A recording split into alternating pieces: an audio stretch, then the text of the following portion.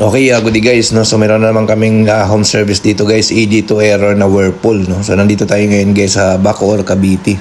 So ngayon guys, dahil meron siyang error, ang gagawin natin dito is subukan natin to palitan yung pinaka control board. Kasi guys, ang ED2 talaga sa mga Whirlpool, no? Dalawa talaga ang possible na problema, no? Either yung driver board or yung kanyang control board. So yun lagi ang experience namin, no. So once na nagkaroon siya ng AD2, medyo manghuhula ka doon sa parts or sa isang board, no, kasi nga pwede kasi yung driver ang may sira, pwede rin kasi yung pinaka control, no. So yun po ang isa sa mga cost talaga ng AD2, no? So ngayon ito nga, bubuksan namin yung likod para maka-check natin, no. So siyempre ang una i-check natin mga wiring. Pag buo yung wiring, lalagyan natin siya ng board, no, para matest natin. So lagi kami guys may dalawang board ng washing machine, lalo na pag sa mga ganitong model, dapat meron ka talagang dalang control at saka mayroon ka ring dalang driver, no, para matest natin, no? So unahin muna namin guys palitan yung pinaka control board, no. So tingnan natin kung nandito ang problema, no. So i-check natin guys. So buksan muna natin, no? So yun, no? So yung parts na yan guys, available sa amin, yung driver at saka control board, no? Kung kailangan nyo, pwede kayo mag-message sa amin. Available sa amin yung parts na yan guys, no? So yan. So ito guys, yung pinaka control or main board, tawag nila dito guys, control or main board, no? Ito yung pinaka main board nya. So ito yung maliit, no? So yung malaki doon sa lalim, yun yung driver board.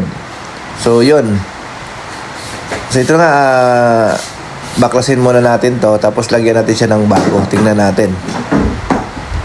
So kung nandito talaga ang problema. Ayan. So check natin, no. Lagyan natin siya ng bago. So ito guys muna yung papalitan natin. Tingnan natin kung nandito yung problema. So ayan.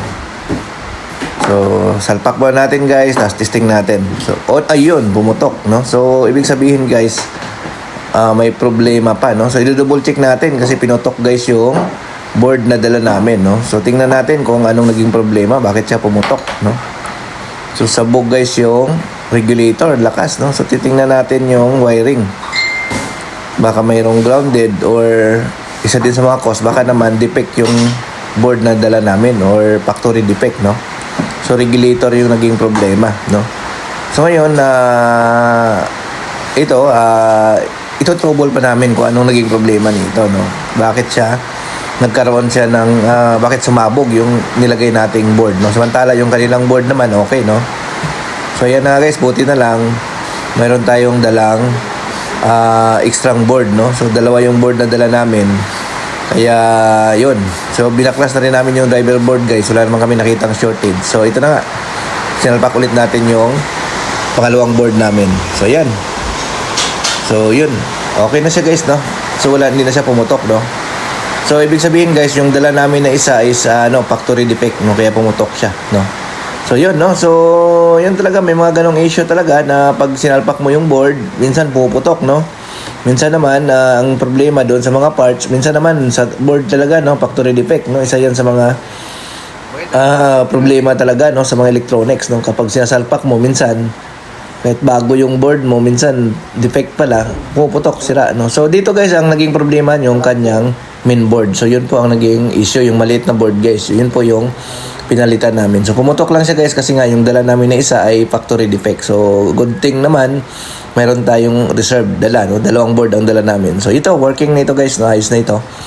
So ayan. Okay, no. Sa mga gusto pa po service sa amin, message lang kayo guys sa aming Facebook page North Repair Shop. Okay, thank you.